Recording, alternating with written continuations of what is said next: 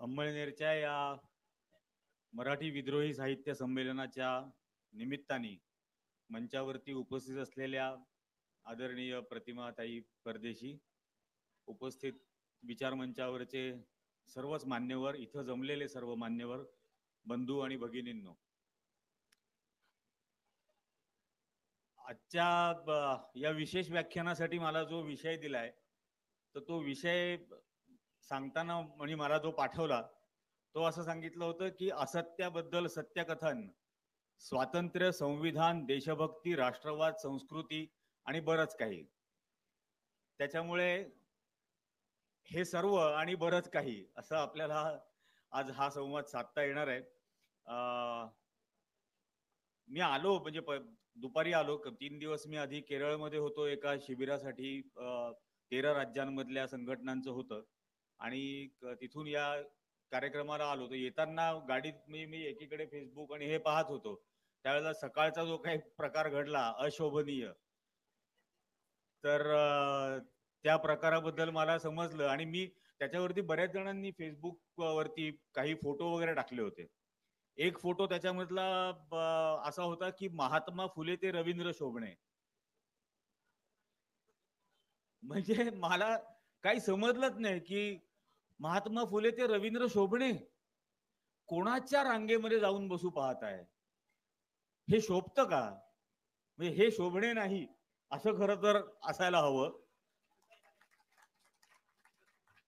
पण अशा पद्धतीने हे झालं. एक फोटो कालपासून फिरत होता बहिणाबाई चौधरींबरोबर भेट घेतल्याचा. म्हणजे आता असं बघितल्यानंतर माझ्या मनात आलं की खरंच भेटायला जा.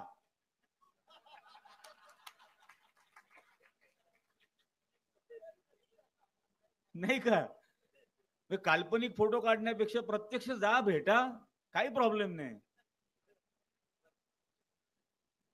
आणि त्या विचारांकडे तर म्हणजे ते असं म्हणतात की आमच्याकडे 2 ग्रहांमध्ये उडणारे विमानं होती वगैरे.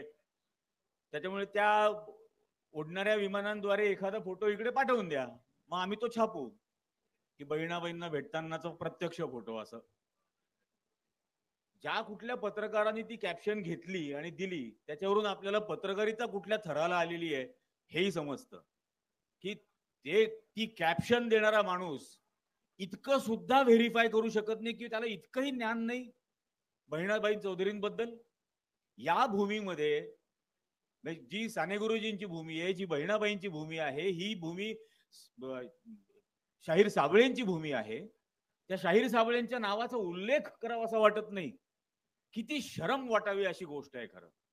ज्यांनी ज्या काही या महाराष्ट्र, अखिल भारतीय, मराठी वगैरे हे जे बोललं जातं, ज्यांनी ही महाराष्ट्र भावना जागवली राज्यातल्या माणसामध्ये, त्याचं नाव घ्यावं असं वाटत नाही. इतकी इतकी लाजीरवाणी गोष्ट. सगळंच शोभत नाही असं चाललेलं आहे. सगळं अशोभनीय स्टार्ट टू एंड. कोणीतरी काहीतरी स्टेजवरून भाषण करतो, खालून अध्यक्ष चिठ्ठी पाठवतो की थांबा, बोलू नका. आणि हे आपल्या आणि तुमच्या आणि एकमेकाच्या अभिव्यक्ती स्वातंत्र्याच्या बाजूनी हे काय उभे राहणार? हे त्यांच्याच अध्यक्षतेखाली होणाऱ्या संमेलनातल्या मंचावरच्या माणसाला बोलू नको अशी चिठ्ठी पाठवतात. हे अभिव्यक्ती स्वातंत्र्याची रक्षा करणार आहेत आपलं. त्यामुळे या भ्रमामध्ये कोणीही नाही. सुदैवानी म्हणूनच तिकडेही कोणी नाही.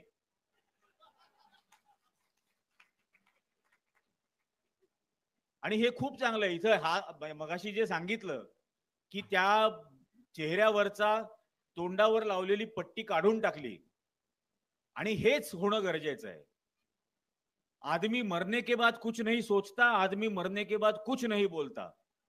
कुछ नहीं सोचने पर या कुछ नहीं बोलने पर आदमी मरी जाता है. आणि आम्हाला प्रेतासारखं जगायचं नाही. आम्ही प्रेतासारखं जगणार नाही. आमच्या खांद्यावर जो अवयव दिला आहे तो आम्ही वापरतो, आम्ही विचार करतो, आम्ही तार्किक बुद्धीने विचार करतो. त्यामुळे यातल्या प्रत्येक गोष्टीबद्दल आम्ही प्रश्न उपस्थित करणार आणि त्याचा जाबही मागणार. हे समजायला हवं.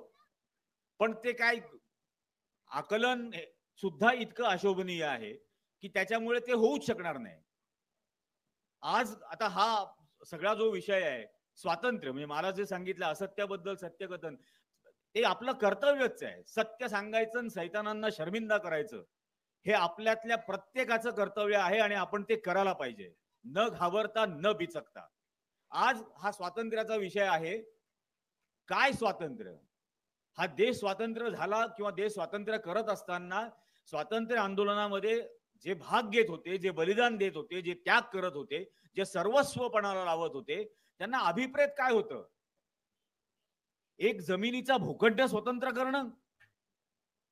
त्यांना हेच अभिप्रेत होतं की तुमच्या आणि माझ्यातला प्रत्येक माणूस, तो कुठल्याही जात, धर्म, पंथ, लिंग, भाषा, श्रीमंत, गरीब, टॅक्सपेयर, नॉन टॅक्सपेयर, कोणी का असेना, तो प्रत्येक स्वतंत्र झाला पाहिजे. प्रत्येक जण त्याच्या मनाने स्वतंत्र झाला पाहिजे.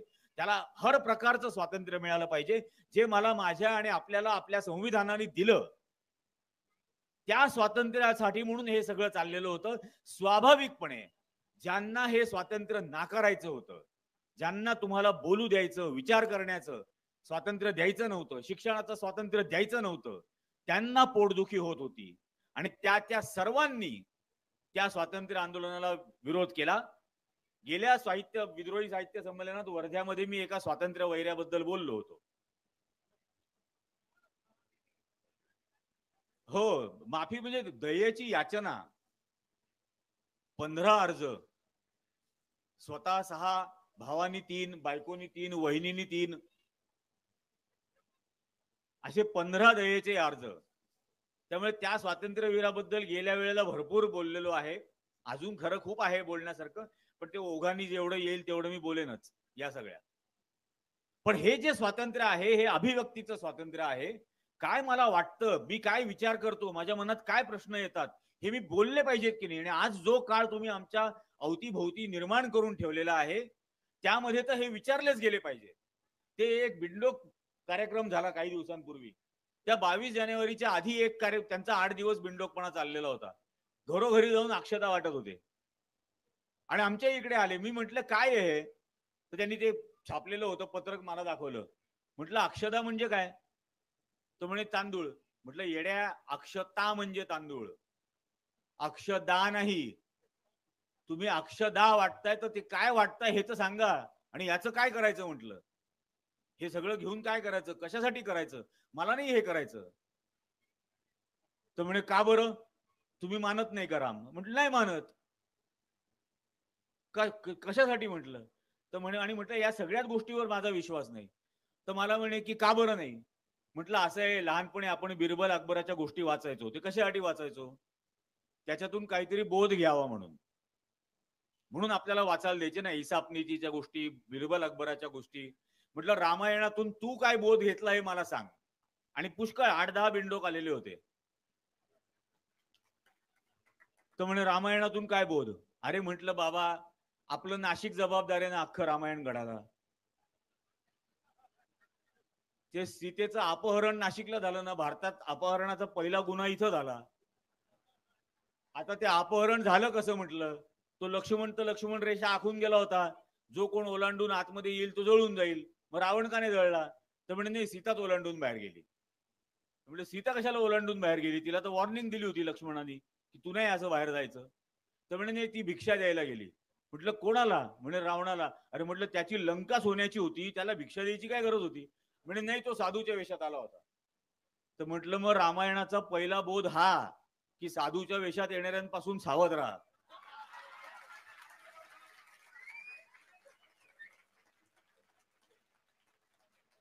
आणि म्हटलं रावण कोण होता?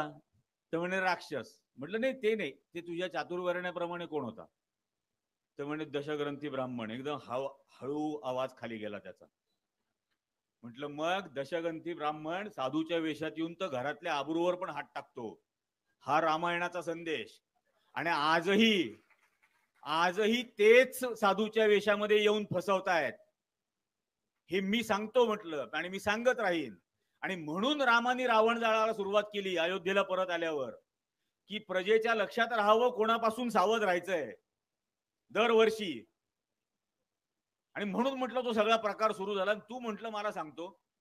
म्हणे आम्ही हे भगवे झेंडे आणलेले, हे प्रत्येक घरामध्ये बिल्डिंग मध्ये वाटायचे, घराघरात ज्यांना लावायचे ते लावतील. म्हटलं अजिबात चालणार नाही, इथं आत यायचंच नाही हे घेऊन. तर म्हणे का बरं? भगवा झेंडा तर आपला आहे ना. म्हटलं आपला म्हणजे कोणाचा? म्हटलं माझा तिरंगा झेंडा आहे, तुझा कसा काय भगवा? तो म्हणे रामाचा झेंडा भगवा होता. म्हटलं मग रावणाचा? रामाचा भगवा होता, मग रावणाचा कुठला होता? त्याचाही भगवा होता. हा क्षत्रिय होता, तो ब्राह्मण होता, त्याचा भगवाच होता. पांडव आणि कौरव दोघांचा झेंडा कुठला होता? हिरवा थोडी होता म्हटलं कौरवांचा, भगवाच होता त्यांचा सुद्धा. ते हे दोन भगवे आपापसात लढून लाखो लोकांना मृत्युमुखी पाडतात.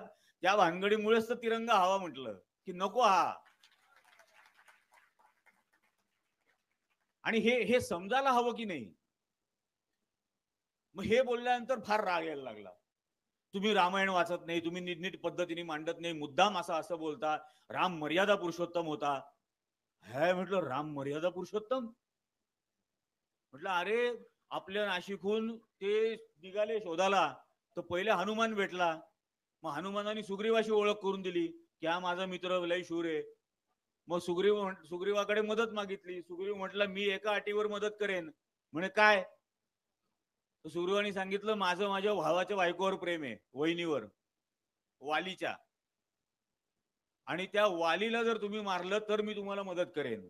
पण वालीला वर मिळालाय की समोरासमोरच्या युद्धात त्याला कोणी हरवू शकत नाही. मग हे त्याला म्हणाले की तू लढ त्याच्याशी. आणि झाडा मागे लपून बाण मारून वालीचा खून केला. मग म्हटलं अनैतिक संबंधाला संरक्षण देणाऱ्या या माणसाला मर्यादा पुरुषोत्तम म्हणता का रे तुम्ही? कसले भानगडी करता म्हटलं. अरे काहीतरी. तो मस्तपैकी वाईन बिन प्यायचा, नॉनव्हेज खायचा, सगळं करायचा. काय बोलता म्हणे, काही सांगू नका. म्हटलं वाल्मिकी रामायण माझ्याकडे देऊ वाचायला. वाचायला सुरुवात केली ना म्हटलं, तर तू कल्पनाच करू शकणार नाही. तू विषय सोडून देशील हा कायमचा आयुष्यातून. एकदा वाच तरी म्हटलं कमीत कमी. किती काळ आयुष्यभर व्हॉट्सअपवर जगणार आहेस म्हटलं. कधीतरी तर स्वतःच वाचायला सुरुवात कर. आणि हे हे अशा पद्धतीने आपल्याला सांगणार.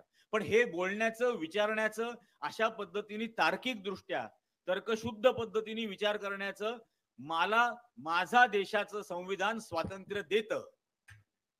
आणि हेच स्वातंत्र्य तुम्हाला द्यायचं नव्हतं कोणालाही. कारण ती वैदिक पद्धती लादायची आहे, तो ब्राह्मण्यवाद लादायचा आहे. आणि म्हणून ही सगळी खटाटोप करायची. आणि म्हणून हे स्वातंत्र्याला विरोध. अनेक जण आहेत ना या स्वातंत्र्याला विरोध करणारे. काल काल एकाला भारतरत्न जाहीर केलं. त्यातल्या म्हणजे निशाने पाकिस्तान आणि भारतरत्न दोन्ही मिळणारा एकच माणूस आहे की नाही. गंमत. कराचीहून म्हणजे सीए एनआरसी असतं तर अडवाणींना नागरिकत्वच मिळालं नसतं. कराचीहून पळून आले म्हणून. कारण ते ज्या धर्माचे आहेत तो धर्म सीए एनआरसी मध्ये दिलेला नाही. ते सिंधी धर्माचे आहेत, हिंदू नाही. अमित शहा जैन आहे, हिंदू नाही. बाकी किती का नाटक आणि ढोंग करेना. पण ही अवस्था आणून ठेवलेली आहे. ज्यांनी या देशामध्ये विद्वेषाची मुळं रुजवायला सुरुवात केली, ती सगळी रथयात्रेच्या नामाने. ज्यांनी या देशामध्ये हिंदू आणि मुसलमान एकमेकाच्या विरोधात उभे करण्याचा प्रयत्न केला, द्वेष निर्माण केला, जो द्वेषभक्तच आहे त्याला तुम्ही भारत रत्न म्हणून देता. म्हणजे भारताची गारगोटी सुद्धा त्याला देऊ नये खरं तर. इतका द्वेष त्या माणसाने निर्माण केलेला आहे या देशामध्ये. आणि त्याच्या नावाने तुम्ही हा पुरस्कार दे. म्हणजे कुठल्या थराला आणून ठेवला पुरस्कार. म्हणजे ज्या थराला ते पोस्टर आहे ना समोर लागलेलं, महात्मा फुले ते शोभणे, त्या पद्धतीचं झालं ना की कोणाला यापूर्वी भारतरत्न मिळालेली आहे आणि कुठे तुम्ही आणून ठेवताय ते. आणि याच्यावरून आम्हाला पुन्हा तुम्ही देशभक्ती सांगणार. तुमचे देशद्रोह सांगायला सुरुवात केली ना तर 24 तास पुरणार नाहीत. 24 तास पुरणार नाहीत. यातल्या एकेकाचे, प्रत्येकाचे. बलराज मधोक नावाच्या जनसंघाच्या संस्थापकांपैकी एक होते. आणि दीनदयाळ उपाध्यायांचा ज्या वेळेला खून झाला जनसंघाच्या संस्थापकांचा, त्या मुघल सराय स्टेशनला बिहार मधल्या, आता त्या मुघल सराय स्टेशनला यांनी दीनदयाळ उपाध्यायांचं नाव दिलंय. तर जनसंघाची सत्यशोधन समिती बनवली, फॅक्ट फाइंडिंग कमिटी, आणि त्याचं अध्यक्ष बनवलं बलराज मधोकांना. आणि मधुकांना सांगितलं की तुम्ही याचा शोध घ्या की यांचा खून कोणी केला, दीनदयाल उपाध्यायांचा. आणि ते फिरले 4-6 महिने तिथं, अनेक हजारो लोकांना भेटले, अनेकांच्या साक्षी घेतल्या, जबान्या घेतल्या आणि आल्यानंतर त्यांनी अहवाल दिला. आणि त्यांच्या अहवालात त्यांनी असं म्हटलं की दीनदयाल उपाध्यायांचा खून बाळासाहेब देवरस, अटल बिहारी वाजपेयी आणि नाना देशमुख यांनी केला. ज्याचा खून झाला त्याचं नाव दिलं रेल्वे स्टेशनला आणि तिघांपैकी 2 खुन्यांना दिलं भारतरत्न, नाना देशमुख आणि अटल बिहारी वाजपेयी. आणि आता कालचं भारतरत्न ज्यांनी या देशामध्ये हजारो खून घडवले, त्याच्या सगळ्या त्या विषारी प्रचारामधून त्याला आता भारतरत्न दिलं. बलराज मधुकांचं पुस्तक आहे दीनदयाल की हत्या से इंदिरा की हत्या तक, आणि इनको हत्याओं की लत लगी है, संघ को हत्या करने की लत लगी है, हे त्यांनी लिहिलेलं वाक्य आहे. आणि वाजपेयी जिवंत असताना, पंतप्रधान असताना त्यांनी पुस्तक रिलीज केलं. यांनी ताबडतोब मार्केटमधून ते गायब केलं. माझ्याकडे ते पुस्तक आहे, आज कुठेही बाजारात ते मिळणार नाही. पण हा इतिहास आहे. आणि म्हणून म्हटलं की एकेकाचा इतिहास सांगायला जर तुमची सुरुवात केली ना तर दिवस पुरणार नाहीत. आणि हे अशा पद्धतीने सगळं करणार संविधान, पुढचा माझ्या याच्यातला विषय, यांचेच आयडियोलॉग ज्याला म्हटलं जातं, मगाशी मी म्हटलं वैरी, स्वातंत्र्य वैरी. त्या सावरकरांनी काय लिहिलं की या देशाने हजारो वर्षांपासून स्वीकारलेलं संविधान म्हणजे मनुस्मृती आहे. मनुस्मृती, मनुस्मृती इराणी नाही आहे, मनुस्मृती भारतीय आहे. म्हणजे इराणी पण आहे, पण संविधान ज्याला म्हटलं जातं ती मनुस्मृती. आणि त्याला ते या देशाचं संविधान असावं असं म्हणत होते. गोळवलकरांनी मनुस्मृती हेच संविधान असलं पाहिजे असं म्हटलं होतं. काळाच्या ओघानी ज्यांच्या हातामध्ये योगायोगानी देशाची सत्ता आलेली आहे ते आपल्या हातात तिरंगा ध्वज देऊ पाहत आहेत, हे गोळवलकरांचं वाक्य आहे. 14 ऑगस्ट 1947 ऑर्गनायझरच्या अंकात लिहिलेलं, RSSच्या मुखपत्रात. योगायोगानी ज्यांच्या हातामध्ये देशाची सूत्र आली, वा, योगायोगानी. त्यांनी जो काही 100 वर्ष या देशामध्ये स्वातंत्र्यासाठी आंदोलन केलं, बलिदान दिलं, त्याग केला, घरदार उधळून लावलं, पेन्शन नाही घेतलं, त्यांच्या हातामध्ये सत्ता या देशाची आली ती योगायोगानी. आणि ते आपल्या हातात तिरंगा देऊ पाहत आहेत. आणि हा या देशातला हिंदू कधीही स्वीकारणार नाही, कारण 3 रंग एकत्र येणं अशुभ आहे, हे गोळवलकर सांगतात. 3 रंग एकत्र येणं अशुभ आहे. अबे दिवट्यांनो, तुमचा धर्मच 3 देवांनी स्थापन केलेला आहे, ब्रह्मा, विष्णू, महेश. आणि हे असं म्हणणार की 3 हा आकडाच अशुभ आहे, 3 रंग एकत्र येणं अशुभ आहे. पण हे सगळं करायचं होतं ज्या दिवशी 26 नोव्हेंबर, ज्या दिवशी या देशाला संविधान देऊ केलं, त्याच्या दुसऱ्या दिवशी ऑर्गनायझर मध्ये गोळवलकरांनी, त्यांना मी पप्पू गोळवलकर म्हणतो, हे संघवाल्यांना फार राग येतो पप्पू गोळवलकर म्हटल्यावर. मी म्हटलं बाबा तुम्ही काय म्हणता? म्हणे परमपूज्य. मग मी पुप्पू म्हणतो.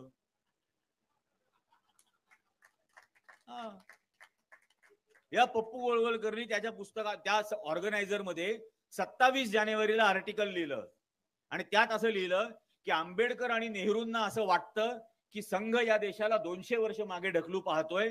तर मी त्यांना सांगू इच्छितो की संघ देशाला 200 नाही, 2000 वर्ष मागे ढकलू पाहतोय. 2000 वर्ष. निर्लज्ज कबुली. आणि 2000 वर्षापूर्वीच्या कुठल्या काळामध्ये? या मनुस्मृतीच्या काळात न्यायचं होतं. या देशाचं संविधान जगातलं पहिलं असं संविधान जे या देशातल्या लोकांनी या देशातल्या लोकांना अर्पण केलं. हे कुठल्या देवाला, कुठल्या धर्माला, कुठल्या जातीला, कुठल्या पंथाला अर्पण केलेलं संविधान नाही. हे संविधान या देशातल्या लोकांनी या देशातल्या लोकांना अर्पण केलंय. आणि त्याचे पहिले 3 शब्द, आम्ही भारताचे लोक. काय एम्पॉवरमेंट आहे या 3 शब्दामध्ये. कारण तोपर्यंत तुम्ही काय होतात? तोपर्यंत तू तू होता, तू तू होता, मी होतो. आपण आपापल्या वेगवेगळ्या बेटांवरती होतो. आपण म्हणून आपल्याला काय होतं? त्यांनी या संविधानाने मला आम्ही बनवलं. या संविधानाने मला भारत हा देश दिला. तोपर्यंत भारत हा देश नव्हता. ती हजारो संस्थानांमध्ये झालेले तुकडे होते.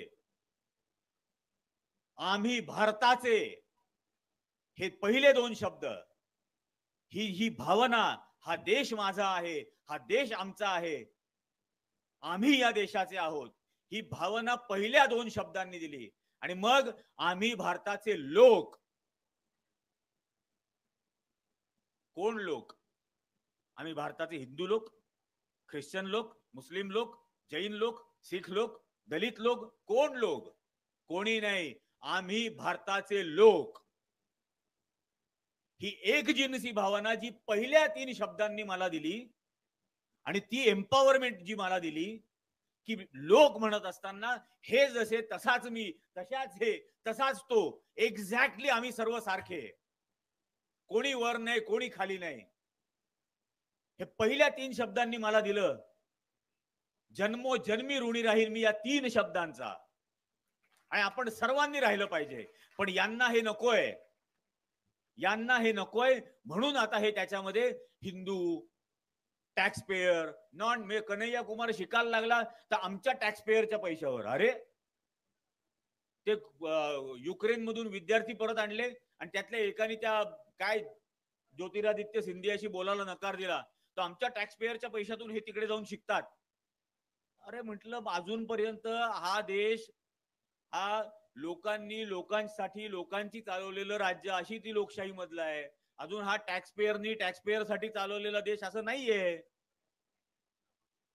हे समजून घ्या ना. आणि उरलेले लोक काय टॅक्स भरत नाहीत का? या देशामधल्या रस्त्यावरती बाजूला बसलेला भिकारी 5 रुपयाचं बिस्किटचं पुडकं विकत घेतो, त्यावरही तो टॅक्स देत असतो. तोही या देशाचा करदाता आहे. त्याचाही या देशाच्या संपत्तीवर एक्झॅक्टली तेवढाच हक्क आहे जेवढा अंबानीचा आहे किंवा अडाणीचा आहे. यांना काय आहे? राम राम राम राम करणार, त्याच्या पलीकडे काय आहे? मला तर असं वाटतं, त्या रामायणातला तो राम सेतू जर असता तर तोही यांनी अडाणीला विकला असता. लाव टोलन जाऊ दे श्रीलंकेला म्हटले असते. या स्थितीपर्यंत आपल्याला आणून ठेवणार.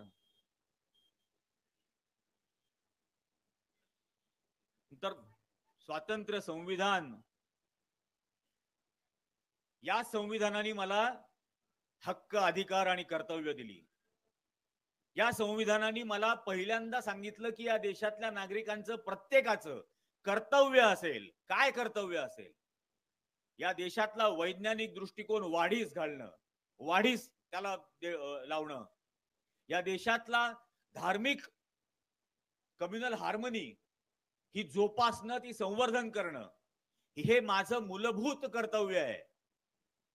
आपलं दुर्दैव आहे या देशाचं की 2014 नंतर पहिल्यांदा ज्या वेळेला 2014 साली या देशातल्या वैज्ञानिकांची परिषद झाली, नॅशनल सायन्स काँग्रेस, त्या वैज्ञानिकांच्या परिषदेमध्ये या देशाचा पंतप्रधान बोलला, बिनडोकपणाने बोलला की गणपती ही प्लास्टिक सर्जरी आहे. मी बिनडोक का म्हणतो? कारण प्लास्टिक सर्जरी म्हणजे गणपती हा जर विज्ञानात असेल तर त्याला ऑर्गन ट्रान्सप्लांट तरी म्हटलं पाहिजे. वेगळं ऑर्गन लावलाय ना, प्लास्टिक सर्जरी काय केली आहे?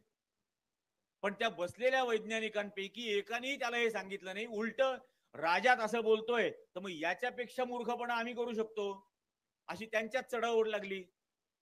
मग ते 2 ग्रहांमध्ये उडणारी विमानं, गोमूत्रामध्ये सोनं, गाईच्या शेणामधून युरेनियम पास होणार नाही, सोलर पॅनलचा वापर वाढल्यामुळे सूर्य थंड व्हायला लागलाय. हो, कळसच गाठायला सुरुवात केली ना, कारण पाया रचला ना पंतप्रधानांनी, मग सुरू झाले सगळे. आता या वैज्ञानिक दृष्टिकोनाची किती गरज आहे या देशाला?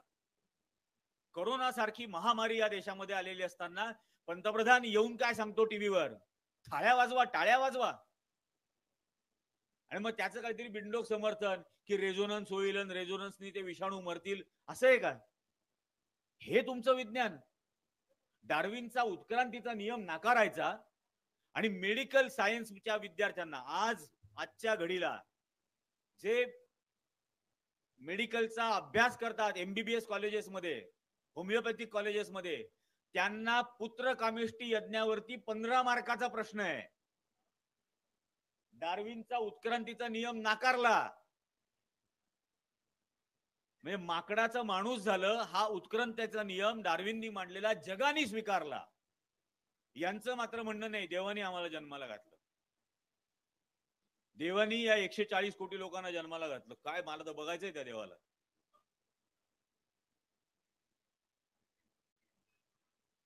त्या डार्विनच्या नियमाचा दुसरा भाग आहे की डार्विनचं विज्ञान जगातलं विज्ञान हे सांगतं की उत्क्रांतीतून माकडाचा माणूस झाला, माणसानी माणूस बनल्यानंतर विज्ञानाची साथ सोडली तर त्याचं परत माकड बनेल आणि हे आपल्याला माकड बनवू पाहतायत. मग आपण हे आपल्या संविधानातलं मूलभूत कर्तव्य विसरणार आहोत का? यांनी कितीही गुमराह करण्याचा प्रयत्न केला, आपण हे विसरणार आहोत का की नाही या प्रत्येक गोष्टीला आम्ही विरोध करू? ते थाळ्या वाजवणं, टाळ्या वाजवणं, दिवे लावा, अंधार करा, हे हा काय बावळटपणा आहे? जगामध्ये करोडो लोक मरायला लागलेले आहेत, या देशात मेले 50-50 लाख लोक मेली, नदीमध्ये त्यांची प्रेत टाकावी लागली, पुरून ठेवावी लागली नदीच्या काठाला, पुरलेली प्रेत कुत्र्यांनी बाहेर काढली आणि त्याचे लचके तोडले या योगी आदित्यनाथच्या राज्यात. आणि त्या महामारीमध्ये हा कुंभमेळा घेतो आणि हा कुंभमेळा घेत असताना असं सांगतो, मी ही स्टोरी केली होती द वीक मॅगझिन मध्ये असताना की कारण मी नाशिकचा असल्यामुळे मला खूप कुतूहल होतं या गोष्टींचं की सुरुवात कशी झाली कुंभमेळ्याची. एका त्या फ्रेंच प्रवासी जो भारतात आला होता, काय 13 वर्ष राहिला, त्याचं वाचलं. मग ते वाचल्यानंतर माझ्या लक्षात आलं की यात कुठेही कुंभमेळ्याचा उल्लेख नाही. त्यांनी दिवाळीचा उल्लेख केलाय, फेस्टिवल ऑफ लाईट्स म्हणून. चायनीज प्रवाशाचं पुस्तक वाचलं, तो 17 वर्ष इथं होता, त्याच्याही पुस्तकात कुंभमेळ्याचा उल्लेख नाही. मग ते शोधायला सुरुवात केलं, कारण इन्व्हेस्टिगेटिव्ह जर्नलिस्ट होतो, शोध पत्रकारिता करत होतो आणि शोध पत्रकारिता ही कल्चर टू ऍग्रिकल्चर असते, ती फक्त गुन्ह्यांच्या बाबत नसते. आणि मग ते शोधायला लागलो. त्यावेळेला अकबराची 14 फरमानं मिळाली. अकबराने पहिलं फरमान काढून या हगड्या येड्या महंत्यांना बोलावलं आणि त्यांना म्हणाला की मुस्लिम समाज ज्या पद्धतीने हजच्या वेळेला एकत्र येतो त्या पद्धतीने हिंदूंना एकत्र आणण्यासाठी काहीतरी करा. मग ते गेले. मग ते काही दिवसांनी परत आले आणि मग म्हटले की आमच्या पुराणामध्ये एक कथा आहे, देव आणि राक्षसांमध्ये काय ते समुद्र मंथन झालं आणि मग त्यात अमृत निघाल्यावर अमृत घेऊन देव पळाले, राक्षस मागे लागले, त्याचे 4 थेंब भारतात कुठेतरी सांडले 4 ठिकाणी. त्या 4 ठिकाणी हे करता येईल, कारण एका ठिकाणी एवढ्या दुर्गम देशातून सगळी लोक येणं अवघड आहे. मग त्यांनी सांगितलं करा. मग म्हणे याचा खर्च कसा करायचा? मग त्यांनी या 4ही ठिकाणी 2-2, 2.5 हजार एकर जमिनी यांना दान केल्या. अकबराची दानपत्र आजही आहेत, त्र्यंबकेश्वर, नाशिक आणि इतर ठिकाणची, हरिद्वार, उज्जैन आणि अलाहाबादची. अकबराने दान केल्या की या जमिनींवरती 12 वर्षात जो महसूल जमा होईल त्या महसुलातून तिथला कुंभमेळा घ्या. आणि मग ते रेव्हेन्यू मॉडेल त्याचं तयार झालं. मग पहिला कुंभमेळा अलाहाबादला ठरवला, ज्याच्या उद्घाटनासाठी स्वतः अकबर गेला. पहिल्या दिवशी त्यांनी गंगेत स्नान केलं, म्हणून पहिल्या स्नानाला शाही स्नान म्हणतात, कारण बादशहानी स्नान केलं. पण हा इतिहास लपवायचा आणि फक्त द्वेष हिंदू मुसलमानांमध्ये कसा वाढेल याचाच फक्त प्रयत्न करायचा, तेच करायचं. आणि आज काय होतंय, त्या शाहरुख खानच्या मुलाच्या मैत्रिणीच्या बुटाला 6 ग्रॅम गांजा लागला म्हणून शाहरुख खानच्या मुलाला अटक केली, तुरुंगात ठेवलं. एकदा कुंभमेळ्याच्या वेळेला नाशकाला या आमच्या कसे ट्रक भरून भरून गांजा येतो, टनानी येतो, टनानी. हे मी दाखवून देईन आणि मग हिम्मत असेल तर अटक करा त्या महंतांना. फक्त त्याला, त्या पोराला टार्गेट केलं. हेही लक्षात नाही घेतलं की तो किती सेक्युलर पद्धतीने विचार करणार आहे. मुलाचं नाव आर्यन ठेवतो, पण केवळ द्वेष, त्याच्या निमित्ताने राजकारण, आणि त्यासाठी हा सगळा प्रकार करायचा. आणि हे आता पुढे येईलच तो विषय. अशा पद्धतीने हा सगळा प्रकार करायचा. राष्ट्रवाद, मला आठवतं 2014ला लोकसभा निवडणुकींच्या आधी मोदींनी मुलाखत दिली होती आणि असं सांगितलं होतं की I am proud to be a Hindu nationalist. आणि तिथंच प्रॉब्लेम आहे, कारण ज्या वेळेला तुम्ही हिंदू राष्ट्रवाद म्हणता त्या सेकंदाला तुम्ही मुस्लिम राष्ट्रवाद, सिख राष्ट्रवाद, ख्रिश्चन राष्ट्रवाद, जैन राष्ट्रवाद, दलित राष्ट्रवाद याला जन्म घालता. आपोआप त्या ऍस्पिरेशन्स तुम्ही जन्माला घालता आणि मग ते त्या पद्धतीने विचार करणार, तुम्ही या पद्धतीने बोलणार. तुम्ही एकमेकांना जे जे जे जे जिना आणि सावरकरांनी केलं ते यांना आज करायचंय. एकमेकाला पोसायचं, एकमेकांचा द्वेष वाढवायचा आणि एकमेकाला पोलराइज करायचं आणि त्या पोलरायझेशन वरती स्वतःचं राजकारण. आणि या पद्धतीने हे सांगणार हा राष्ट्रवाद. राष्ट्रप्रेम वेगळं, राष्ट्रवाद वेगळा. रवींद्रनाथ टागोरांपासून अल्बर्ट आईन्स्टाईन पर्यंत सर्वांनी नॅशनलिझम, राष्ट्रवाद या संकल्पनेचा विरोध केला. It is an excuse of a scoundrel. इतक्या हार्श त्याच्याबद्दल त्यांनी त्यांची मतं व्यक्त केली की अत्यंत नीच माणसाचा तो पळवाट आहे. त्याची ती राष्ट्रवाद ही नीच प्रवृत्तीची पळवाट म्हणजे राष्ट्रवाद. राष्ट्रावर प्रेम म्हणजे या देशातल्या प्रत्येक माणसावर प्रेम. प्रत्येक जात, धर्म, पंथ, लिंग, शिक्षित, अशिक्षित, गरीब, श्रीमंत, रंग काही का असेना, तो माझा आहे या एकमेव भावनेने त्यावरती केलेलं प्रेम म्हणजे राष्ट्रप्रेम. आणि राष्ट्रवाद म्हणजे मी सोडून इतर सर्वांचा द्वेष. मी आणि माझे हे सोडून इतर सर्वांचा द्वेष, तो राष्ट्रवाद. आणि हे मी केलेल्या व्याख्या नाही आहेत, या जगातल्या अनेक चिंतकांनी, तत्वज्ञानांनी केलेल्या या व्याख्या आहेत. पण आज त्याच्या आधारावरती लोकांना गुमराह करायचा. म्हणून हा राष्ट्रवाद, धर्म हे या अफूच्या नशा दिल्या जात आहेत. काय काय होत आहे आपल्याला सर्व माहिती आहे. आर्थिक अवस्था काय झालेली आहे सगळ्या देशाला माहिती आहे. आपण कुठल्या स्थितीमध्ये आहोत. 25 कोटी लोक, काय मल्टी डायमेन्शनल पॉवर्टी, हे खरं सांगायला हवंय. मल्टी डायमेन्शनल पॉवर्टी मधून या देशातल्या 25 कोटी लोकांना वर काढलं. नीती आयोगाने अहवाल प्रसिद्ध केला. कशाच्या आधारावर? 401 पानांचा अहवाल आहे माझ्याकडे. तो 401 पानांचा. कशाच्या आधारावर? सरकारी योजनांचा डेटा. कुठलाही सर्वे नाही, काही नाही. आणि सरकारी योजनांच्या डेटाप्रमाणे यांनी निकष काय ठरवले की ज्याच्या घरामध्ये शौचालय आहे तो दारिद्र्य रेषेच्या वर आला. शौचालय तर फुकट मागितल्यानंतर मिळालं. ती योजना होती सरकारची. म्हणजे हगायला आहे पण खायला नाही.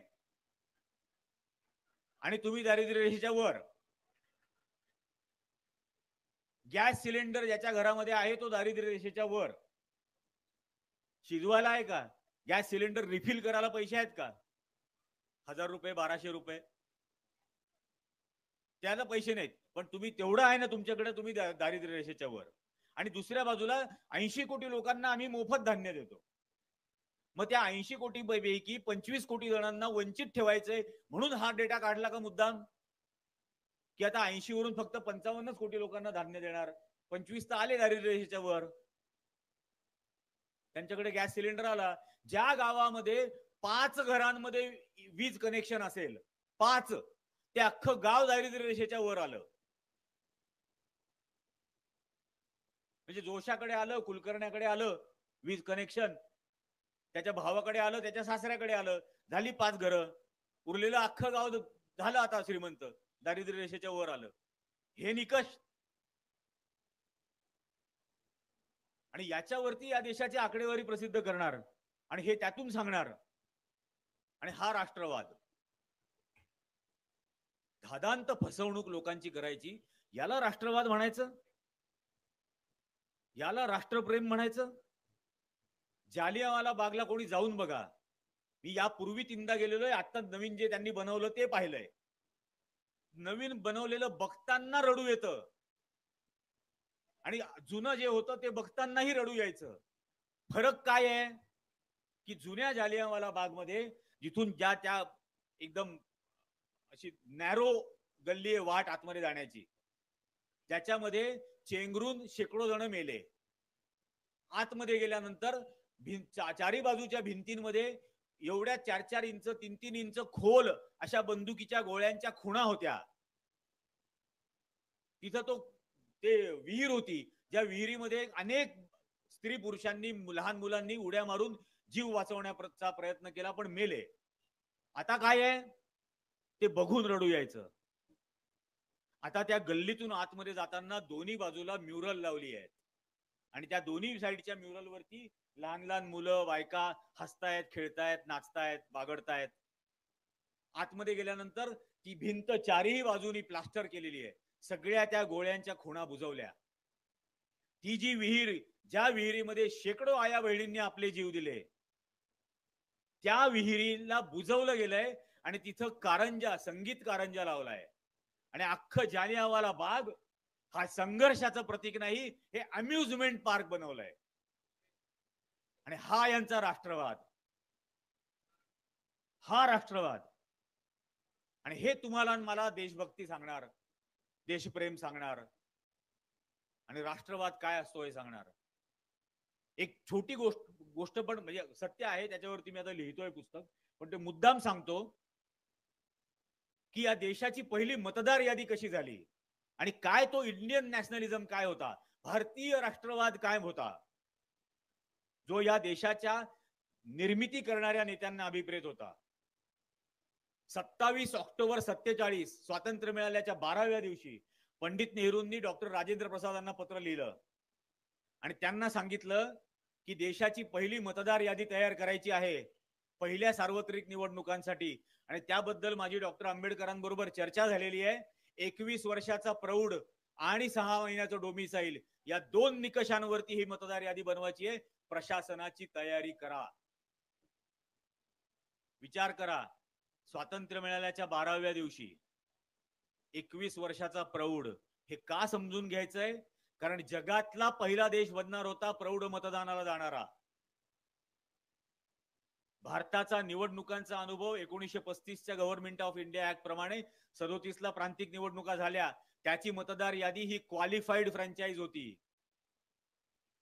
जो पुरुष पदवीधर आहे किंवा इन्कम टॅक्स पेयर आहे किंवा प्रॉपर्टी ओनर आहे, ते पुरुष आणि त्यांच्याच बायका एवढेच मतदार असतील, हा त्याचा निकष होता. महिलांची आता इथं एवढ्या मोठ्या संख्येने इथं विद्रोही महिला जमल्या आहेत. या महिलांची मतदार यादीमधली ओळख, त्यांचं नाव नव्हतं. निरंजनची आई, निरंजनची पत्नी, निरंजनची मुलगी अशी त्यांची ओळख होती लिहिलेली. आणि निरंजन जिवंत आहे तोपर्यंतच त्यांना मतदानाचा अधिकार, तो मेल्यावरती तो अधिकार नसणार. अशी ती मतदार यादी भारत, पाकिस्तान, बांगलादेश, ब्रिटिश इंडियाची बनलेली, अख्ख्या 3 देशांची बनलेली मतदार यादी 2,80,00,000 आणि हा माणूस सांगत होता की डॉक्टर आंबेडकरांबरोबर चर्चा झाली 21 वर्षाचा प्रौढ या एकमेव निकषावर आणि 6 महिन्याचं डोमिसाईल. कोणालाच कल्पना नाही की काय किती लोक असतील.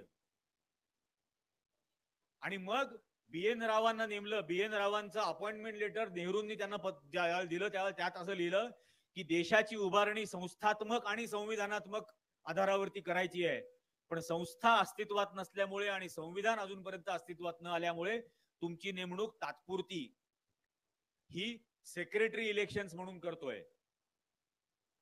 आणि रावांनी त्याच्यावरती काम सुरू केलं. देशभर पत्र पाठवली प्रशासनाला की या 2 निकषांवरती करायचंय, संभाव्य अडचणी काय येतील हे आधी कळवा. मग त्यांची बैठक झाली. कोर ग्रुप होता. डॉक्टर बाबासाहेब आंबेडकर, पंडित नेहरू, राजेंद्र प्रसाद आणि BN राव. त्यांची दर 8 दिवसांनी बैठक व्हायची. यासाठी मी निवडणूक आयोगाच्या 16,000 आर्काइव्हल फाईल्स आणलेल्या आहेत. आणि त्यात हे सगळे मिनिट्स ऑफ मीटिंग आहेत. आणि BN रावांना डॉक्टर आंबेडकरांनी हे सांगितलं की सर्व प्रशासनाला पत्र पाठवा, देशभर कालपर्यंत अडथळे आणणारी नोकरशाही ही आज अचानक कॉपरेटिव्ह झाली अशा भ्रमात राहू नका. आजच सांगा की संभाव्य अडचणी काय येतील हे आधीच सांगा आम्हाला. प्रीएम्प्टिव्ह हा शब्द त्यांनी वापरला. दिस इज प्रीएम्प्टिव्ह अटेम्प्ट. आणि मग पाठवली गेली. मुंबईच्या रिफॉर्म कमिशनरनी सर्वात पहिलं पत्र पाठवलं की 21 वर्षाचं वय कसं निश्चित करायचं. कारण 9% साक्षरता, साक्षरांकडेही जन्माचा दाखला नाही, कारण जन्म घरात होत होते.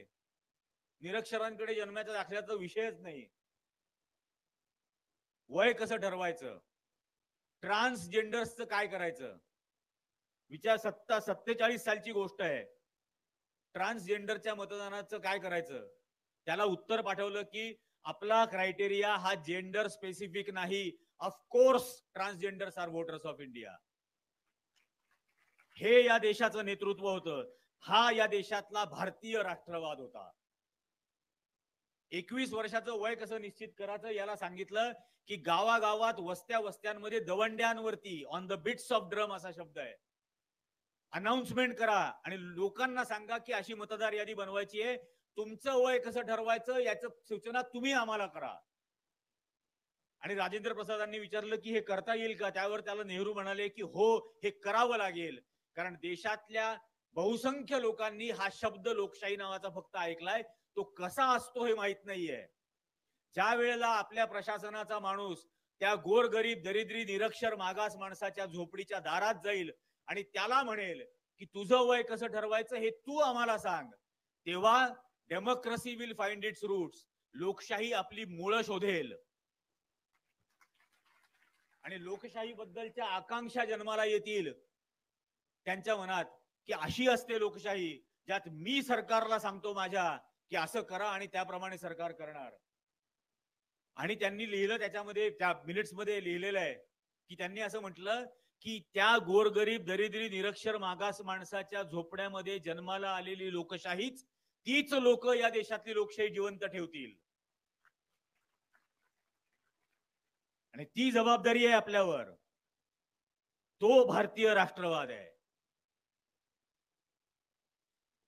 आणि असं असं खूप चाललं. घरांचे नंबर कसे द्यायचे, घरांचे नंबर कसे द्यायचे असा प्रश्न विचारला गेला की ब्लॉक तयार करायचा, त्या ब्लॉक मध्ये घरांचे नंबर पूर्वेकडून पश्चिमेला द्यायचे का उत्तरेकडून दक्षिणेला.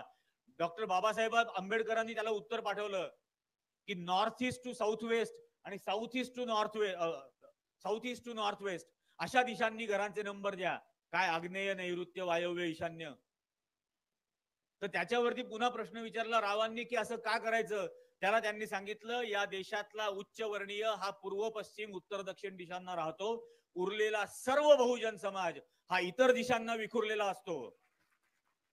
आणि पूर्वग्रह दूषित अधिकारी असेल तो त्यांना मतदार यादीतून वगळेल. असं होऊ नये, ती यादी सर्वसमावेशकच व्हावी म्हणून घरांचे नंबर या दिशांनी द्या.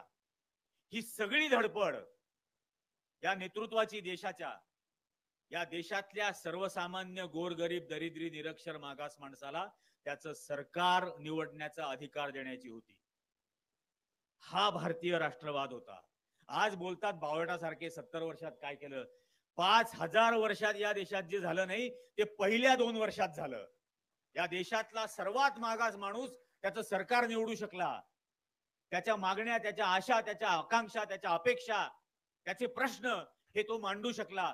हे पहिल्या 2 वर्षात केलेलं काम होतं.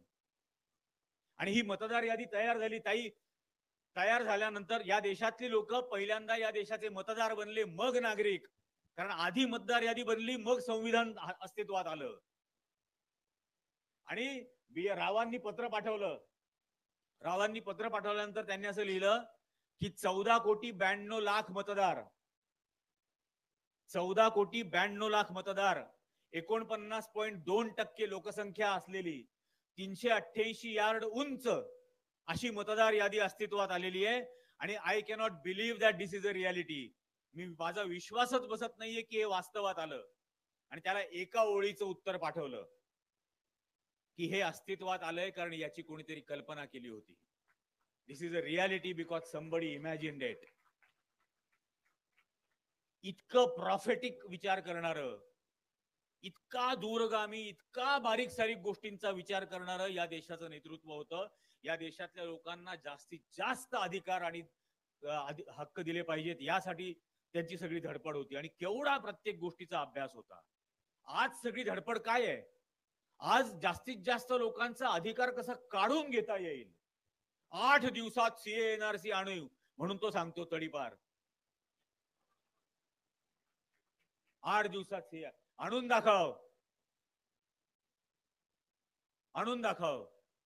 जे त्याही वेळेला आम्ही बोलत होतो ते पुन्हा सांगू, छाती ठोकून सांगू, कागज नाही दिखाएंगे. काय वाटेल ते करा. नाही जुमानणार म्हणजे नाही जुमानणार. आणि ह्या सर्व विद्रोहांची सुरुवात याच विद्रोही साहित्य संमेलनातून झाली पाहिजे.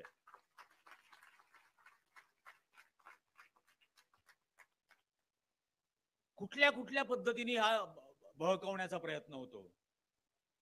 संस्कृती आता खूप अवडंबर सुरू झालं. संस्कृती संस्कृती. माझी संस्कृती ती आहे. अकबर सुरू करून देत होता तुमचा कुंभमेळा. या धर्माला नाव हिंदू हे मोहम्मद गझनीने दिलं. तुम्हाला नावच नव्हतं, ओळखच नव्हती. ती ओळख त्यांनी दिली. सिंधू नदीच्या खोऱ्यामध्ये राहणारे ही त्यांनी दिली. आणि आज काय ढोंग करतात ते 22 तारखेचा जो कार्यक्रम झाला आपण बऱ्याच जणांनी टीव्हीवर पाहिला असेल. माझा का विरोध? तर म्हणजे शंकराचार्यांनी विरोध केला. माझा म्हणून नाही, शंकराचार्यांना भीती ही आहे की हे दुकान आपल्या हातातून राजकारण्यांच्या हातात जाऊ नये, ही शंकराचार्यांची भीती. माझं म्हणणं ते द्वेषाचं प्रतीक आहे. या देशातल्या, या देशाच्या संविधानावरती, या देशाच्या धर्मनिरपेक्षतेवरती केलेला तो पहिला हल्ला आहे 6 डिसेंबर 92चा. आणि त्याचा तुम्ही एवढा गौरव करता. बरं करता, पैसे घेऊन नाचणाऱ्या नट्यांना तिथं बोलवता. देशाच्या राष्ट्रपतीला बोलवा असं वाटत नाही तुम्हाला, कारण ती आदिवासी आहे, ती विधवा आहे म्हणून तिला तिथं बोलवायचं नाही. तिला त्या याच्यात बोलवायचं नाही, संसदेच्या उद्घाटनाला बोलवायचं नाही. यातल्या खूप गोष्टींचा आपण लक्षात घेतल्या पाहिजेत. तुम्ही अनेक महिला त्या हरतालिकेची पूजा, नंतर काय वटसावित्री, हळदी कुंकू करतात. त्या का केलेल्या आहेत माहिती आहे? ठरवले का हे सगळे का गोष्टी ठरल्या? विधवांना अपमानित करण्यासाठी या गोष्टी सुरू केल्या गेल्या. माझी आई आहे. ती विवाहित आहे का विधवा आहे याच्याशी काय संबंध? पण त्यांच्यामध्ये डिस्क्रिमिनेट करण्यासाठी असले प्रकार विधी सुरू केले. आणि तोच विधवांचा अपमान करण्याची परंपरा आजही नरेंद्र मोदी 22 जानेवारीला दाखवून दिलं त्यांनी. आणि स्वतःला काय हिंदू म्हणून आम्ही गेलो. हिंदू धर्मामध्ये शुभ कार्य अशी होतात, शुभ कार्य सपत्नीक केली जातात ना. सगळी अशुभ कार्य एकटा पुरुष करतो. अंत्यविधी असेल, 10वा असेल, 12वा असेल, श्राद्ध असेल, तिथं बायकोला बसवत नाहीत.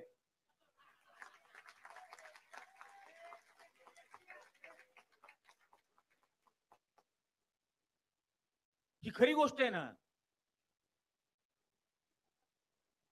मग जोडपं नव्हतं बसलं, किंवा मग मी असं म्हणेन की या पूजेला एक जोडपं बसलं होतं, मोदीन भागवत नावाचं.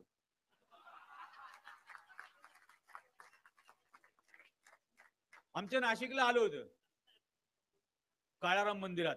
3 तास आले, 4 वेळेला कपडे बदलले. तुम्ही त्या दिवशी ते व्हिडिओ काढून पहा, फोटो काढून पहा.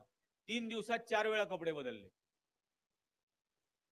मग कधी असेल, खरं असेल समजा तर हजारो वर्षापूर्वी रावण आला होता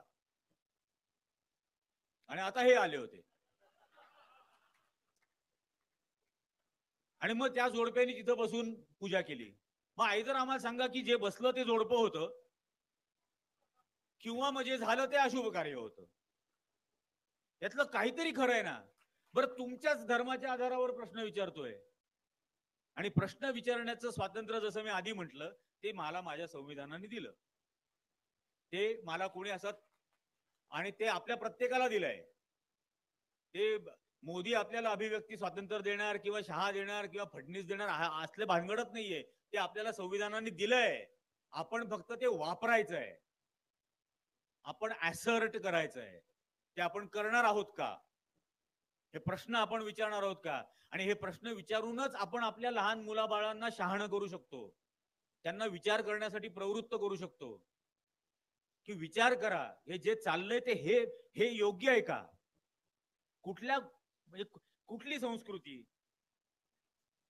बिल्किस बानोच्या आरोपींना तुम्ही सोडून देता, ही संस्कृती तुमची हिंदू संस्कृती, आणि सोडल्यानंतर त्याचं समर्थन करता की ते ब्राह्मण होते आणि त्यांची तुरुंगाच्या आतली वागणूक चांगली होती म्हणून त्यांना सूट दिली.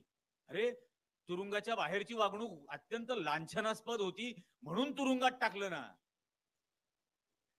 तुरुंगातली वागणूक चांगली आहे म्हणून काय सोडता? बाहेर कसे वागतात हे पाहिलं ना, आणि म्हणून त्यांना तुरुंगात टाकलं. तुम्ही त्यांना खुशाल सूट द्यायला निघाले या शिक्षेमधून.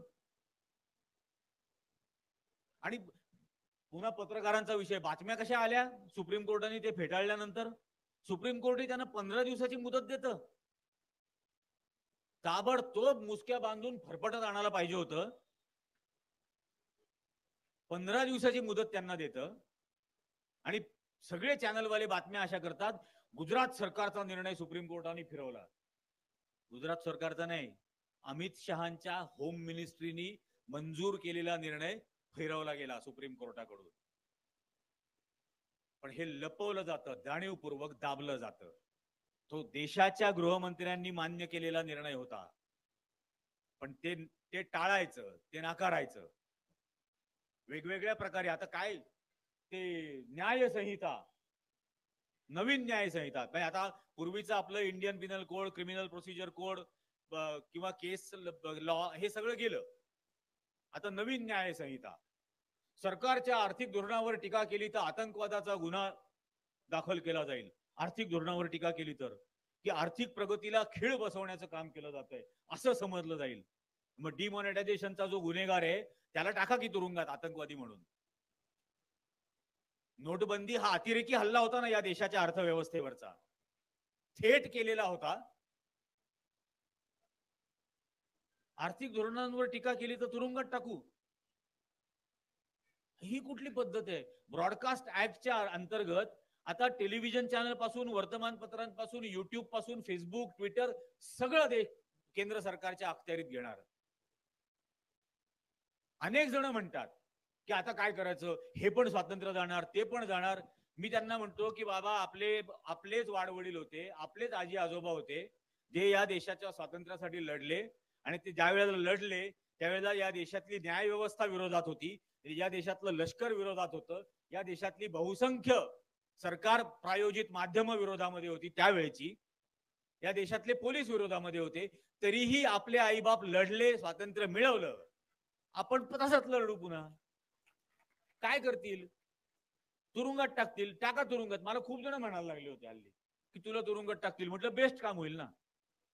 मी विद्रोहीत येतो तेव्हाच फक्त 2-3 हजार लोकांची बोलता येतं. अदरवाईज माझं 50 जण, 500 जण, फार तर 600 जण इतकंच चालतं. तुरुंगात टाकल्यानंतर सकाळी 1-3 हजारची सभा, संध्याकाळी 1-3 हजारची सभा. काय प्रॉब्लेम आहे? आणि आपण आपलं अख्खं आयुष्यभर अत्यंत कष्ट करून जगलेलो आहे आपण सर्वच. 4-6 महिने फुकट खाऊ ना, काय प्रॉब्लेम आहे? काही अडचण नाही. त्यामुळे तुरुंगाच्या भीत्याने लोकांना दाखवायच्या. स्वातंत्र्य हेच लक्ष्य आहे. लोकशाही हाच आमचा धर्म आहे. संविधान हाच आमचा धर्मग्रंथ आहे. आणि जोपर्यंत आम्ही ते मानतो तोपर्यंत त्यासाठी वाटेल ती किंमत आम्ही चुकवू. आपल्या लोकशाहीच्या धर्मरक्षणासाठी, आपल्या संविधान या धर्मग्रंथाच्या रक्षणासाठी आपण किंमत चुकवणार की नाही? वाटेल ती किंमत लागली तरी ती चुकवायची तयारी ठेवली पाहिजे. माझी एक मैत्रीण आहे पुण्यात, तिने टी शर्ट बनवलेत आणि तिने मला एक गिफ्ट पाठवला. त्या टी शर्ट वरती असं लिहिलंय कि तुम्हारी बंदूक की एक गोली पर मेरा नाम भी लिखो. आपण ते वापरायला हवेत. फार सुंदर बनवलेत. लव जिहाद आणि आंतरजातीय लग्न, आंतरधर्मीय लग्नाच्या विरोध यांनी जो सुरू केला या सगळ्या संघवाल्यांनी, त्यासाठी एक टी शर्ट बनवलाय की मिया बीबी राजी तो क्या करेगा नाझी. अशा वाक्यांचा आपण ते टी शर्ट वापरून फार मोठ्या प्रमाणावरती लोकांमध्ये याचा प्रचार करू शकतो, जागृती आणण्याचा प्रयत्न करू शकतो. साने गुरुजींचं आपलं हे गाव आहे. खरा तो एकच धर्म जगाला प्रेम अर्पावे. तुम्ही कितीही द्वेष पसरवा, आम्ही हा प्रेमाचा संदेश देणाराच धर्माची भाषा, एकतेची भाषा, समानतेची भाषा, हीच सांगणारी भाषा आम्ही लोकांपर्यंत घेऊन जाऊ आणि कायम तीच भाषा लोकांना समजावून देत राहू. तुम्ही कितीही प्रयत्न केला तरी त्याचा काही उपयोग होणार नाही. एक गोष्ट लक्षात ठेवली पाहिजे आपण सर्वांनी की hatred has an expiry date. द्वेषाचा मृत्यू अटळ असतो, कारण द्वेष बाळगणारा माणूसच थकून जातो. आणि जो मनुष्य 24 तास घराबाहेर लोकांचा द्वेष करत फिरतो, तो घरात आल्यानंतर एकही प्रेमाचं वाक्य बोलू शकत नाही, त्याच्या स्वतःच्या लोकांशी सुद्धा. त्यामुळे द्वेषाचं मरण अटळ आहे, प्रेमच अजरामर आहे, प्रेमच शाश्वत आहे, बंधुताच शाश्वत आहे, सत्यच शाश्वत आहे. आणि ती मूल्य आपल्याला आपल्या स्वातंत्र्य आंदोलनाने दिलेली आहेत. लोकशाही, धर्मनिरपेक्षता, सत्य, अहिंसा, प्रेम हीच मूल्य शाश्वत आहेत. आणि या शाश्वत मूल्यांच्या समोर यांच्याकडे काहीच नाही. इतके हे कर्मदारिद्र्य आहेत, म्हणून हे फक्त द्वेष घेऊन चालतात. पण याचं उत्तर अशाच संमेलनांमध्ये, याच मानसिकतेने, अशाच विद्रोहातून आपल्याला द्यावं लागेल. येणाऱ्याही काळामध्ये आपण हे देत राहू आणि तेवढ्याच म्हणजे प्रखरपणाने, मुंह तोड जबाब ज्याला म्हणतात, तेवढ्याच प्रखर पद्धतीने देऊ. मला पुण्यातल्या एका कार्यक्रमामध्ये असं झालं की कार्यक्रमाच्या 1 मिनिटं आधी एक जण आला आणि मला म्हटला की इथं काही संघवाले आलेत आणि ते बरोबर काही पोरांना पण घेऊन आलेत, तर काहीतरी गोंधळ घालतील. म्हटलं बर. मग मी सुरुवात केल्यानंतर पहिलंच वाक्य बोललो की मला अशी अशी गुड न्यूज मिळालेली आहे की इथं आलेत काही संघाचे आणि काहीतरी गोंधळ घालण्याचा प्रयत्न करणार वगैरे मला सांगितलंय. तर मला पहिले तुम्हाला एकच सांगायचं आहे की असा जर काही प्रकार तुम्ही प्रयत्न केलात तर तुमच्यातल्या किमान एका माणसाला मरेपर्यंत मी मारेन.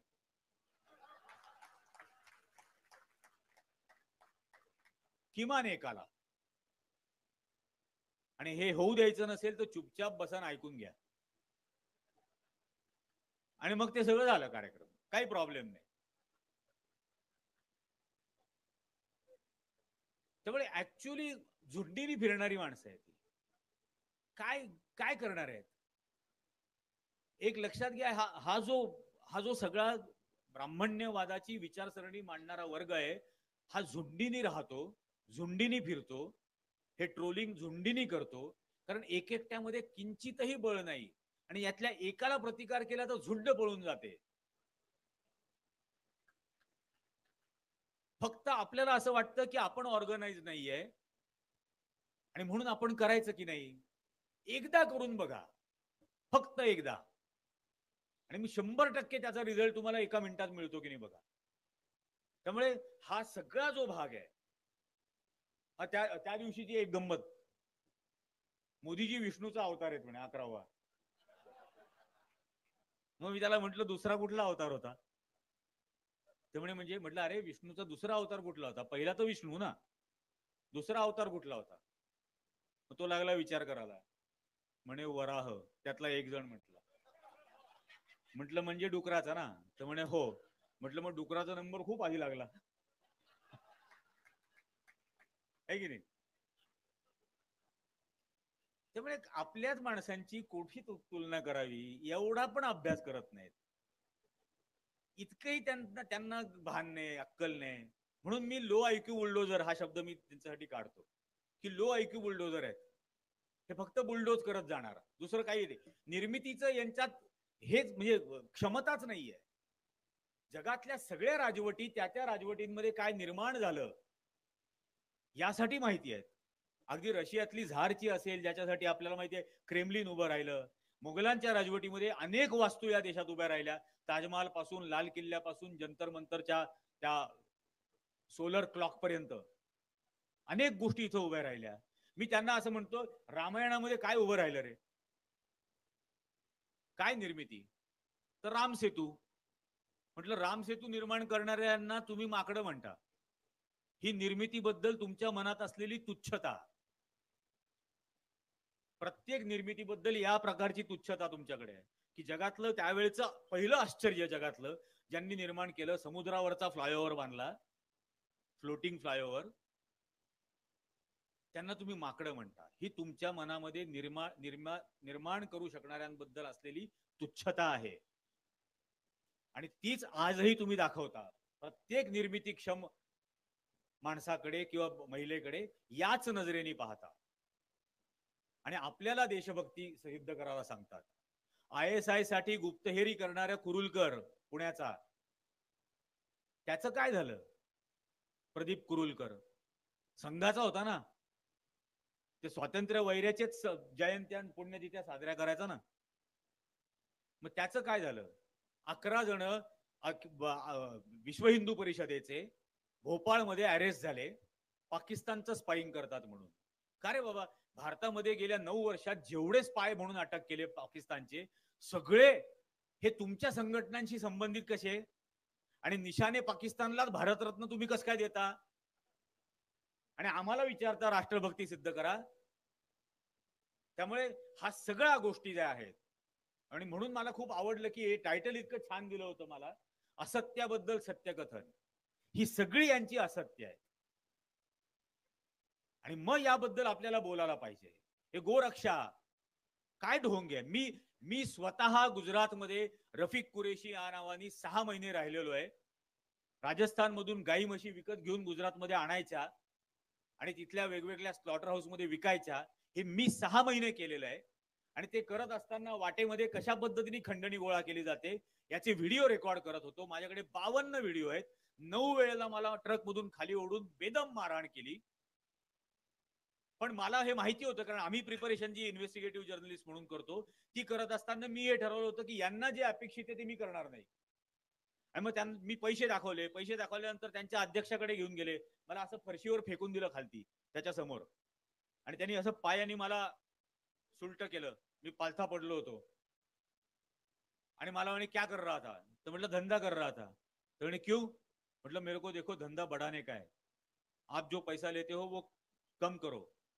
नाही, ते 15,000 रुपये गाईच्या ट्रकला, म्हशीला 6,500, पाड्यांना 5,000 असे घेतात. तर म्हटलं आप जो पैसा लेते हो वो थोड़ा कम करो.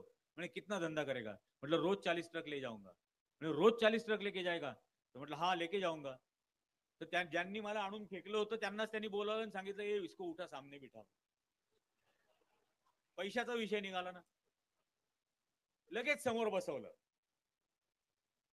आणि मग तो मला म्हणतो हमको डर फैलाने में बहुत टाइम लग गया, अभी पैसा कमाने का टाइम है.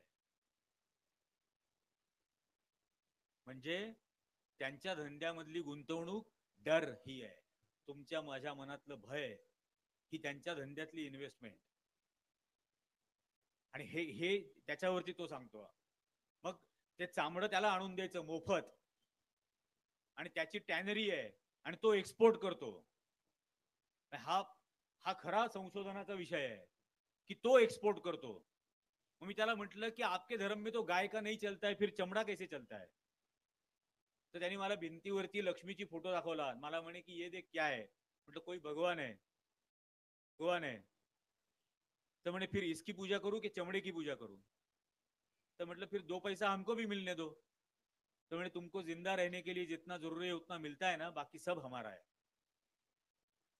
भारतामध्ये हा गो हत्येचा कायदा असून सुद्धा भारत जगातला बीफ एक्सपोर्ट करणारा नंबर 1 चा देश बनलाय. आणि कायदा काय सांगतो? गायीची हत्या करायची नाही. आणि जगातला नंबर 1 चा देश. बरं, जो नंबर 1 चा देश म्हणजे एक्सपोर्ट करणारी, बीफ एक्सपोर्ट करणाऱ्या ज्या कंपन्या आहेत त्यातल्या 72% जैन चालवतात.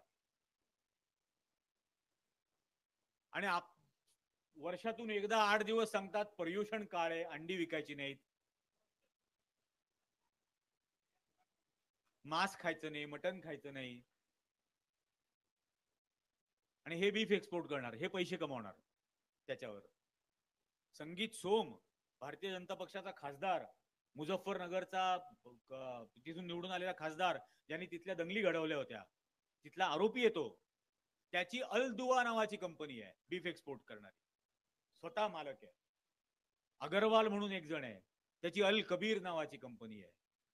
यांना त्यावेळेला वाटत नाही. आणि त्या करिश्मा कपूरनी, करीना कपूरनी तिच्या मुलाचं नाव काहीतरी ठेवलं, तो लगेच तैमूर ठेवलं म्हणून यांना राग. अबे तुमच्या कंपन्या काय आहेत, अल दुवान, अल कबीर, आणि त्याचं काय? पण तो धंदा आहे ना, त्यात पैसे आहेत. हे ओळखता आलं पाहिजे, आर पार बघता आलं पाहिजे. या प्रत्येक गोष्टीच्या हेतू असल्याशिवाय एकही गोष्ट करत नाहीत. ते मोहन भागवत काही का बोले ना, की या देशात जेवढे राहतात तेवढ्या सर्वांचा डीएनए एकच आहे, हिंदू, मुसलमान, ख्रिश्चन, कोणीही असो, सर्वांचा डीएनए एक आहे. मग बिल्किस बानोचा आणि मोहन भागवतांचा पण डीएनए एकच आहे. मग लाज नाही वाटली? आपल्याच डीएनएच्या आपल्याच बहिणीवरती 11 जण बलात्कार करतात, तेव्हा नाही यांच्या डीएनएला वळवळ झाली, त्रास झाला? पण हे होतं. पण उरलेल्या समूहाला त्याची वाढ भरकटावायची, त्याला गुमराह करायचं, यासाठी म्हणून अशी वक्तव्य अधूनमधून मुद्दाम करत राहायची. हाच एक खेळ चालतो. आणि आता पहिल्यांदा त्यांना असं भय निर्माण झालं, हा जो सगळा राजकीय प्रयोग नवीन होऊ पाहतोय इंडिया अलायन्सचा, की सगळं मॅनिप्युलेशन करून सुद्धा 37% मतं मिळाली, आणि विरोधातली उरलेली 63 आता एकत्र येऊ पाहतायत. मग धाबदण आणलं. मग नितीश कुमारला फोडा, हेमंत सोरेनला तुरुंगात टाका, आणखीन कोणाला धमक्या द्या. आता यातलं काहीही होणार नाही, काही चालणार नाही. आता लोक या प्रत्येक गोष्टीच्या आर पार बघायला लागलेले आहेत. आणि कोणत्याही परिस्थितीत देशाचं संविधान, देशातली लोकशाही, तुमचं आणि माझं स्वातंत्र्य हे वाचवायचं असेल तर ही आपल्याला मिळालेली शेवटची संधी आहे. 2024 ही शेवटची संधी. अगदी खरोखर सांगतो, मारून टाकतील तरी सुद्धा हे बोलत राहू. ही शेवटची संधी आहे. प्राणपणाने याचा प्रतिकार करण्याची गरज आलेली आहे. कोणीतरी प्राणपणाने लढलं म्हणून ही मूल्य आपल्याला मिळाली. आज आपल्या मुलाबाळांसाठी ती राहावी म्हणून आपल्याला प्राणपणाने लढायला लागेल. हे कोणीही लोकशाही, धर्मनिरपेक्षता, स्वातंत्र्य हे असं ताटामध्ये सजवून आपल्याला आणून देणार नाहीये. निर्भय वातावरण कोणी असं ताटात सजवून आणून देणार नाहीये. ते आपल्यालाच त्याची किंमत चुकवायला लागेल. त्या 33 कोटीपैकी एकही येणार नाहीये ती थाळी भरून द्यायला. आपण करायचंय ते. आणि म्हणून तितक्याच निर्धाराने, जेवढ्या निर्धाराने आपले आई वडील लढले असतील त्याच्या दुप्पट निर्धाराने ही या देशातली लोकशाही, या देशातलं तुमचं माझं स्वातंत्र्य, आपलं संविधान, आपल्याला संविधानाने दिलेले सर्व हक्क, ही समानता ही जर जपायची असेल तर आपण आज प्राणपणाने लढण्याची गरज आहे. आणि ती मला खरोखर आत्मविश्वास वाटतो की 2024 ला प्राणपणाने या देशातला सर्वसामान्य गोरगरीब माणूस लढेल आणि ही लोकशाही जिंकून दाखवेल पुन्हा एकदा. पण तरीही हे फक्त पुरेसं नसेल, कारण ही लढाई 2050 पर्यंत आपल्याला लढायला लागेल. हे अनेक ठिकाणी पसरलेले आहेत. आणखीन 25 वर्ष लढायची तुमची आणि माझी प्रत्येकाची तयारी असायला हवी.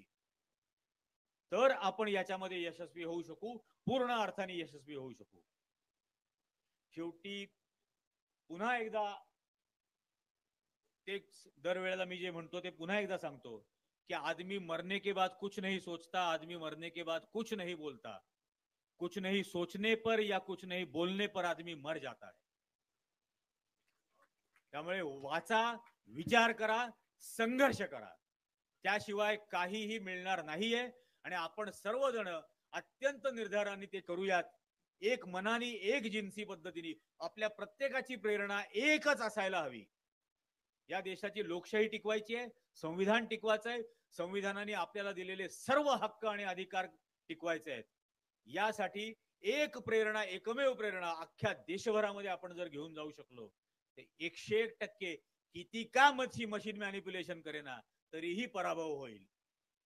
आणि ते आपण करून दाखवू. या मनुवादी विचारसरणीचा आजच्या निमित्ताने मला बोलावलं पुन्हा एकदा यावर्षी, त्याबद्दल ताई तुमचे खूप मनापासून अतिशय मनपूर्वक आभार. इतक्या वेळ आपण सर्वांनी ऐकून घेतलं याबद्दल आपल्या सर्वांचे मनपूर्वक आभार. जय हिंद, जय भीम, जय महाराष्ट्र.